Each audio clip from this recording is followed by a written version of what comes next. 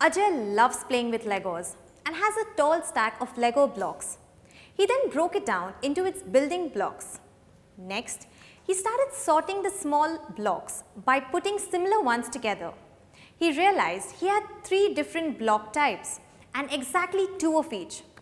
He took one from each pair and made 2 identical shapes. So in effect, starting from one big stack, he broke them into its parts and made 2 identical parts. We can use a similar procedure to find the square root of large numbers. The number 36 can be written as 6 into 6. Thus 6 is the square root of 36. But for large numbers, it is not always easy to find the square root this way.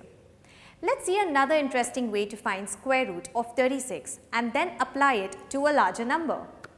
Let's find the prime factors of 36. 36 is divisible by 2. Dividing, we get the quotient 18. Again, 18 is divisible by 2. Dividing, we get the answer 9. 9 isn't divisible by 2, but it's divisible by the next prime number, 3. Finally, dividing 9 by 3 gives us 3. Thus, 36 can be factorized as 2 into 2 into 3 into 3. Here, we have a pair of 2's and a pair of 3's. Let's take a single 2 and 3 from each of the pairs and multiply them together. We get 6. And as we know, 6 is the square root of 36. This way we can find the square roots by the method prime factorization. And guess what? This works well for very big numbers too. Let's try the same procedure with the number 11,025. Let's find the prime factors of 11,025. 11,025 is an odd number, so it's not divisible by 2, but it's divisible by 3.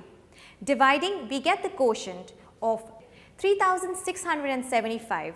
Again, 3,675 is divisible by 3. Dividing, we get the answer 1,225. 1,225 isn't divisible by 3, but it's divisible by the next prime number, 5. Dividing, we get 245. Dividing 245 by 5, we get 49.